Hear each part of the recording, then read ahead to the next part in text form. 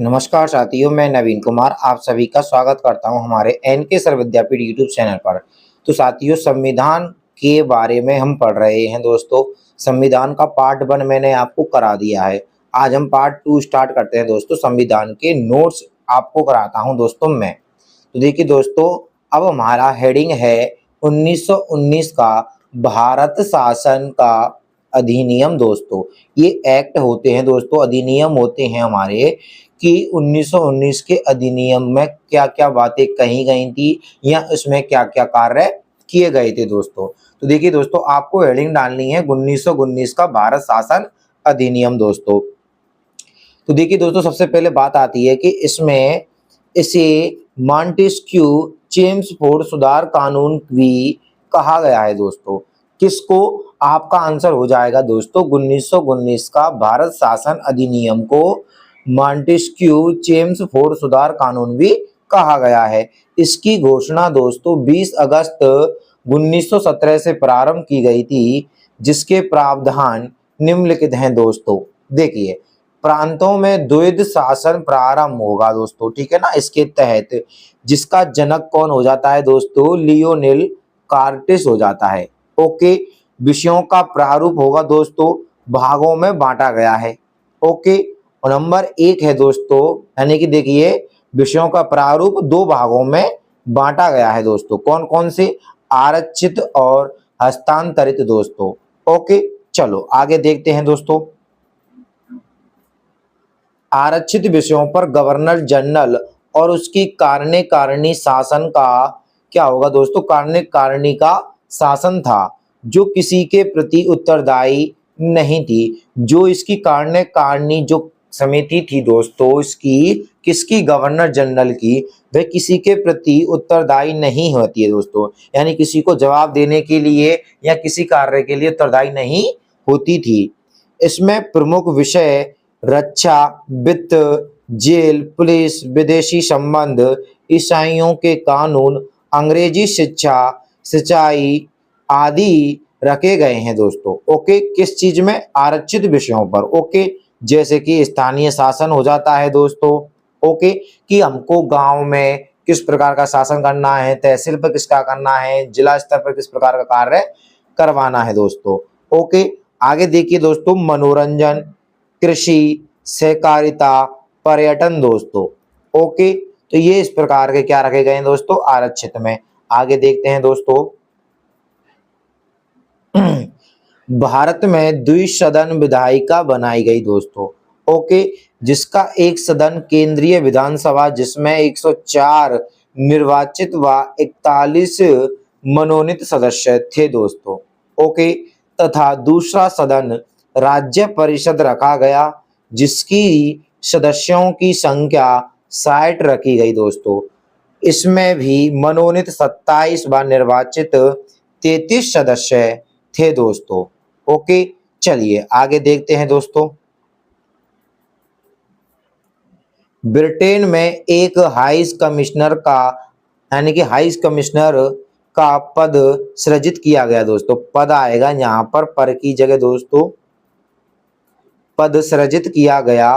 राष्ट्रमंडल देशों के साथ मिलकर कमिश्नर की नियुक्ति की जाती है। भारत इसका सदस्य है, 1949 में बना था दोस्तों।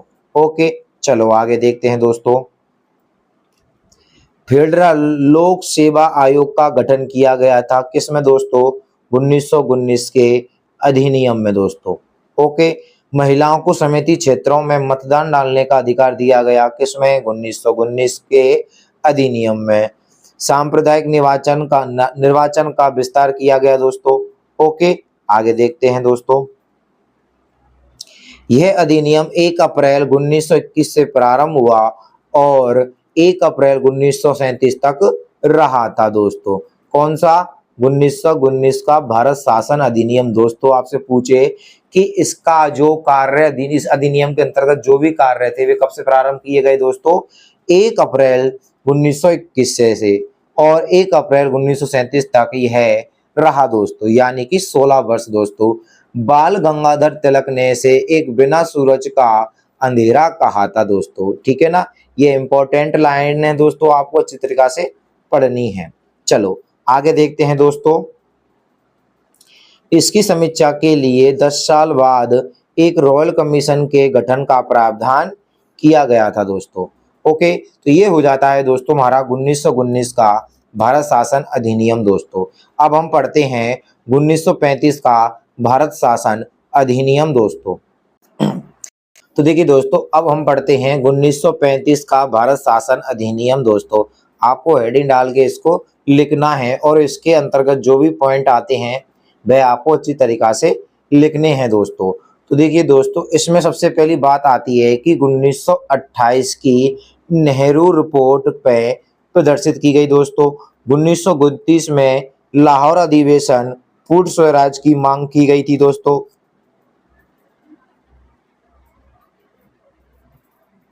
अगला है दोस्तों 1930, 31, 32 में 3 गोलमेज सम्मेलन किए गए थे दोस्तों। ओके, इन सभी को ध्यान में रखते हुए 1935 का भारत शासन अधिनियम लाया गया था दोस्तों। ओके, अब देखिए इसकी क्या क्या मुख्य विशेषताएं हैं दोस्तों। इसकी प्रमुख विशेषताएं, इसमें प्रस्तावना का अभाव है दोस्तों। क्या कहा गया दोस्तों इसमें कि इस अधिनियम में प्रस्तावना का अभाव है, अर्थात दोस्तों इसमें प्रस्तावना नहीं दी गई है। आगे देखते हैं दोस्तों। प्रांतों में द्वैध शासन हटाकर केंद्र में लाया गया दोस्तों। ओके, केंद्र एवं राज्यों के मध्य शक्तियों का विभाजन 3 सूचियों में किया गया दोस्तों। केंद्र सूची, ठीक है दोस्तों, राज्य सूची और समवर्ती सूची दोस्तों। ओके, ये आर्टिकल हैं दोस्तों, यानी कि इसके आर्टिकल में ये समाहित हैं दोस्तों। आगे देखते हैं दोस्तों। फेडरल सर्वोच्च न्यायालय की स्थापना की गई दोस्तों, जो अपील का सर्वोच्च न्यायालय नहीं था। इसके विरुद्ध भी अपील प्रिवी काउंसिल में भी संभव थी दोस्तों। ओके, फिर देखिए रिजर्व बैंक ऑफ इंडिया की स्थापना का प्रावधान किया गया दोस्तों। ध्यान देना है दोस्तों, आपसे पूछ ले कि भारतीय स्टेट बैंक का, ठीक है ना, bank of India, reserve bank of India की स्थापना का प्रावधान किया गया कौन से अधिनियम में दोस्तों? भारत शासन के 1935 अधिनियम में। उत्तरदायी शासन का विकास किया गया दोस्तों, यानी कोई भी कार्य किया जाएगा तो उसको उसके प्रति सरकार को जवाब देना होगा दोस्तों। ओके, चलिए आगे देखते हैं। अखिल भारतीय संघ की स्थापना का प्रावधान किया गया, जिसमें देशी रियासतों का मिलना ऐच्छिक रखा गया। केंद्रीय एवं राज्य विधायिकाओं का विस्तार किया गया दोस्तों। ओके, आगे देखते हैं दोस्तों।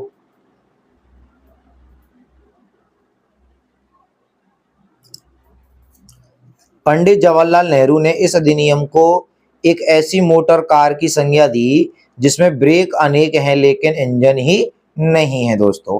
इसका लगभग 2/3 भाग आगे चलकर संविधान में रखा गया दोस्तों। मोस्ट इम्पोर्टेंट लाइन है दोस्तों कि 1935 शासन का अधिनियम संविधान में 2/3 भाग लिया गया है। यह अधिनियम अन्य की तुलना में महत्वपूर्ण था दोस्तों। ओके, तो देखिए दोस्तों, इसी प्रकार आगे देखते हैं।